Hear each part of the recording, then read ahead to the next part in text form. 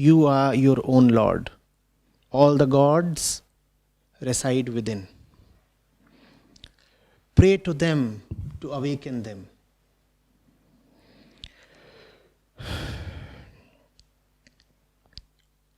Getting it? So, no, never fall to the kind of nonsense that says, Indra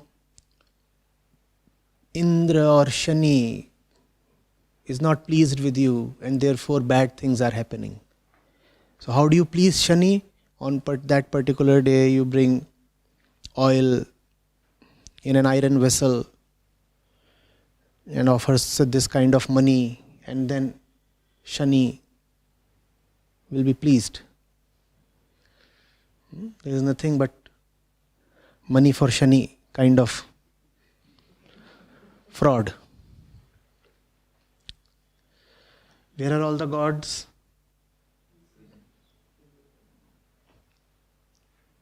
No Shani, no Shukra.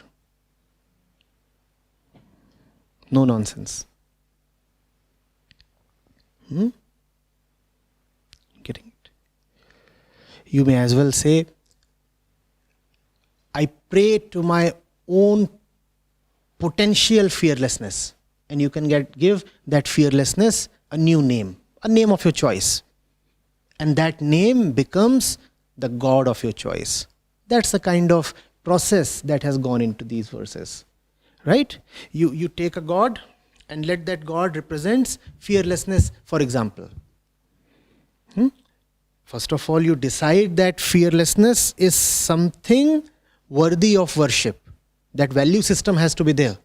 I decide that it's great to be fearless. And then I want to give fearlessness a face.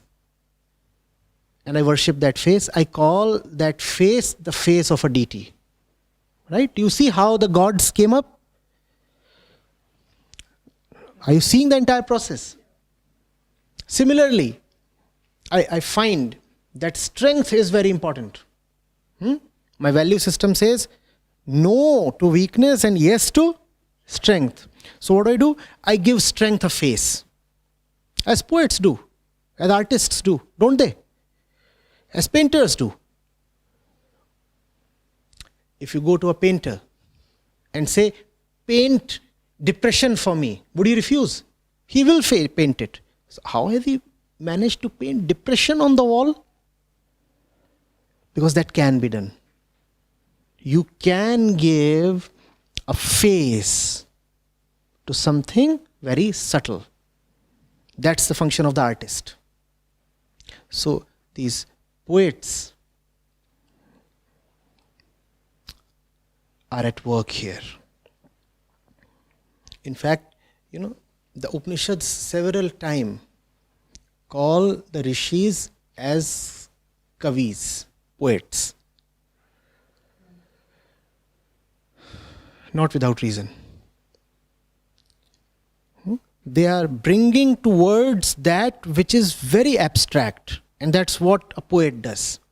They are giving a face to that which is very conceptual. That's what a painter does. And then when you give it a face, obviously you also give it a name. And that becomes the name of a god. Right?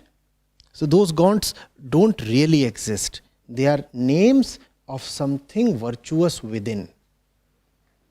Getting it? Namaskar, Acharya. What could I get from Saman and Daman? The Daman, what could I get? That maybe the suppression of emotions or our unnecessary actions. But what do you mean by Saman? Dam and Sham, these are classic words. Sham simply means that you are not encouraging the inner tendencies to take hold of you or consume you further once they have arisen. Once they have arisen.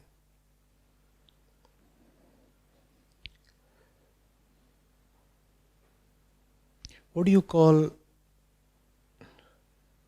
the firemen in Hindi?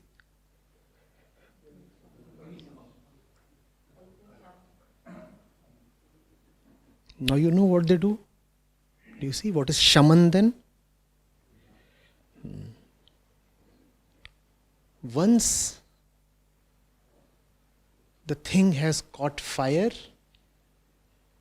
you do not support the fire, you do not feed it fuel. That is shaman.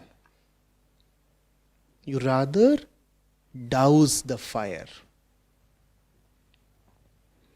The fire could be of fear, lust, anger, jealousy, possessiveness, attachment, anything.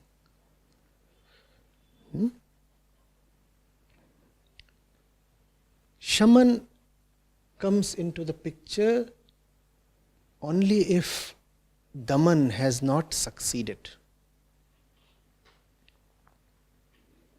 First of all, you don't want it to be initiated at all. You don't want the fire to happen. But if the inner thing does catch fire, then you want to put out the fire. That's shaman.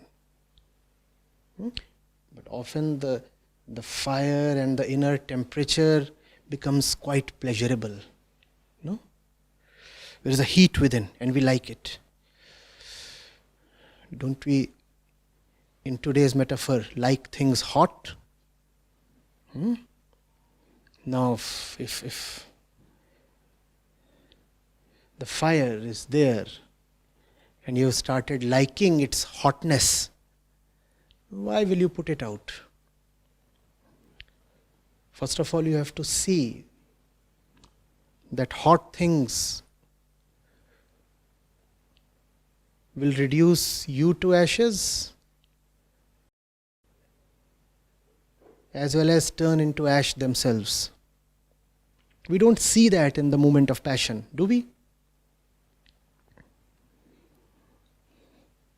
When that hot thing is there in front of you, do you ever see ashes?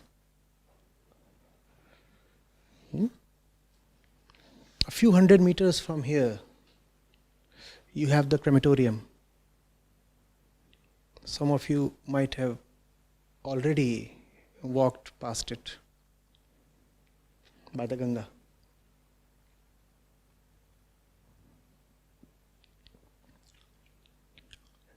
It's spectacular at night. The lit pyres.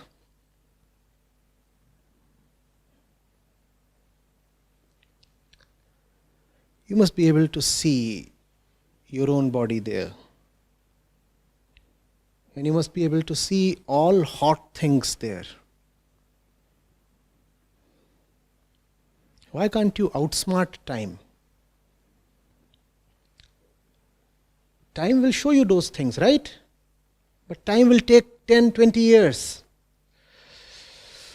Why can't you outrun time? Outpace time. What time would anyway show you 20 years later, see it today and you will be saved.